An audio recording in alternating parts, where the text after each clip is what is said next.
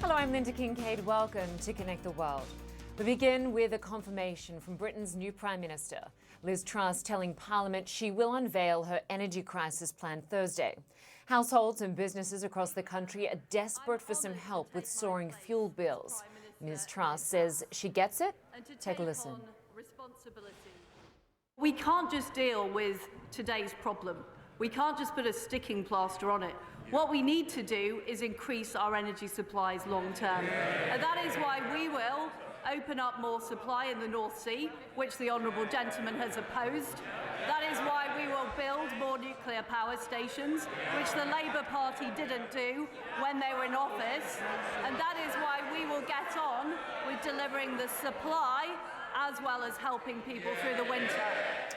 The European Union is also laying out its own 5 brand new proposals to help Europeans deal with rising energy costs. They're expected to be presented to member states this Friday. Among them, reducing electricity use during peak hours. EU President Ursula von der Leyen blames Russia's actions in manipulating markets for the surge in energy prices.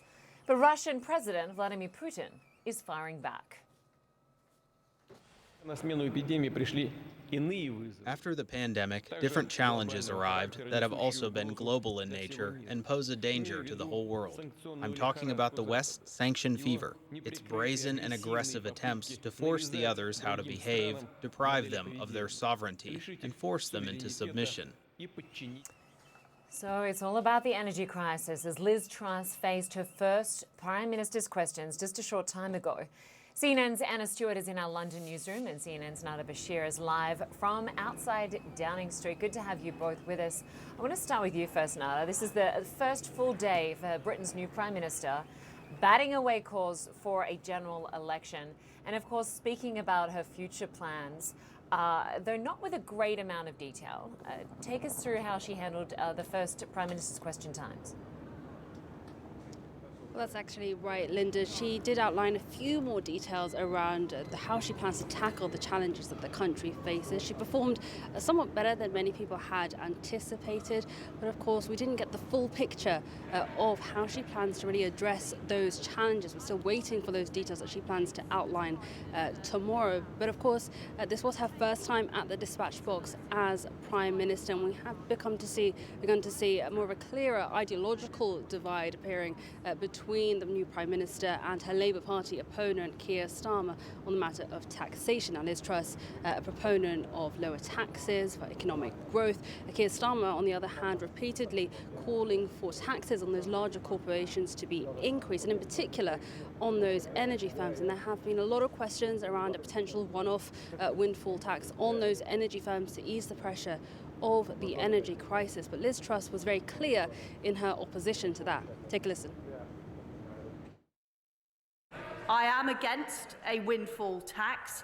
I believe it is the wrong thing to be putting companies off investing in the United Kingdom just when we need to be growing the economy. Now, Liz Truss has said that her government will lay out their plans to tackle the energy crisis tomorrow in Parliament, focusing on making those energy bills more affordable for the average household. At the moment, they're looking in the thousands. It's becoming nearly impossible for the ordinary person to pay for their energy bills, and it is really putting a lot of pressure on people up and down the country. But she'll also be looking at the long-term solutions for securing Britain's energy supply. And of course, this all ties in to the cost of living crisis, which will continue to be a key focus for lawmakers in the House of Commons over the coming weeks. Many families really struggling with the cost of living crisis. Liz Truss has said she will deliver a bold plan, in her words, to really cut taxes, pursue economic reforms and ease these pressures that we are seeing. But of course, as yet, there aren't any clear details just yet on how she plans to do that. Yeah, and Nada, as you say, it's not just the rising energy prices. Inflation across the board is a problem. It is pushing up and it is expected to rise.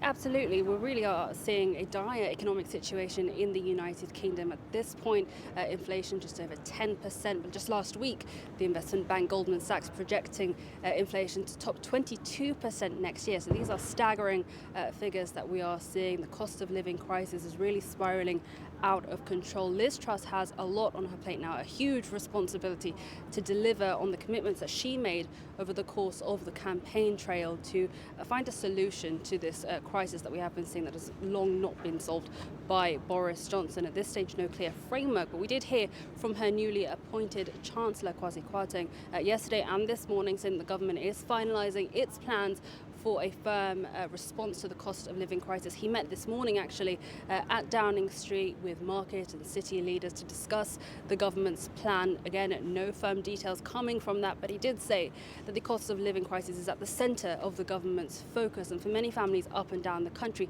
this is the priority. This is something that is at the forefront of their mind. And of course, Liz Truss has to focus on securing that mandate as well from the British public. She was appointed by Conservative Party members. That's less than 1% of the actual British electorate. And that is something that the opposition Labour Party, as you laid out earlier, has picked up on. So she will have to focus on ensuring that she can commit to what she laid out in her campaign trail. She said, deliver, deliver, deliver. And many people will be holding her to that. Yeah, exactly. No honeymoon period for Liz Truss. Nada Bashir, thanks to you. I want to bring in Anna Stewart because, Anna, it's not just the UK. All of Europe is dealing with this energy crisis. And we have obviously seen Russia already put on hold that natural gas flowing through Nord Stream 1. But now Putin is threatening to cut energy supplies across Europe. How is the EU responding? Yes, Europe is facing all the same problems. It's possible they look for slightly different solutions to this, but frankly, Europe as a continent was already in dire straits, in a crisis before Russia decided to completely stop gas supplies through that main pipeline, Nord Stream 1. And of course, there's no sign yet of when or if it will ever get turned back on. Today, the EU Commission President, Ursula von der Leyen, was laying out some proposals. This is ahead of a big meeting they've got on Friday, an emergency energy meeting that will be held in Brussels. And what she said was really interesting because in many ways, she wasn't just speaking to Europe. I think she was also directing this at Russia, saying they will never allow Russia to wield energy as a weapon. Again, saying Europe had already weakened Russia's grip on their energy supply. Take a listen. At the beginning of the war, if you looked at the imported gas, 40% of it was Russian gas since a long time. Today, we're down to 9% only. So these are the 5 measures we will discuss with the member states at the informal council, Energy Minister Council on Friday. These are tough times, and they are not over soon. But I'm deeply convinced that if we show the solidarity, the unity, and we have the determination for that, we have the economic strength, we have the political will, that we shall overcome. Russian gas accounted for 40% of their gas imports. Now it is just 9%. Of course, that's not all from the EU's choosing. That is also because Russia has, of course, really strangled gas supplies to the continent. Looking at the 5 proposals they have, we can bring those up for you. They're pretty interesting. The first is simply a reduction in energy consumption, particularly targeting the use of electricity at peak times across the continent. Also putting in place a revenue cap for non-gas generators, which currently profit from the high price of gas, because it's all linked. A windfall tax for fossil fuel generators, and the money from the second and third point really all being poured into energy cost relief for member states across the EU. Liquidity help for energy suppliers who are, of course, paying incredibly high prices for wholesale gas right now. And most interesting of all, I think, Linda, a price cap on Russian gas.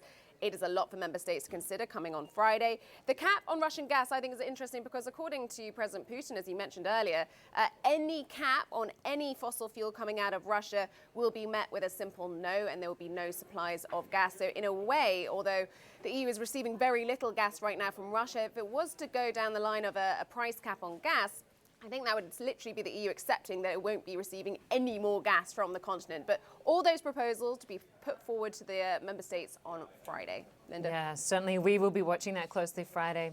Good to have you with us, Anna Stewart from London. Thanks very much.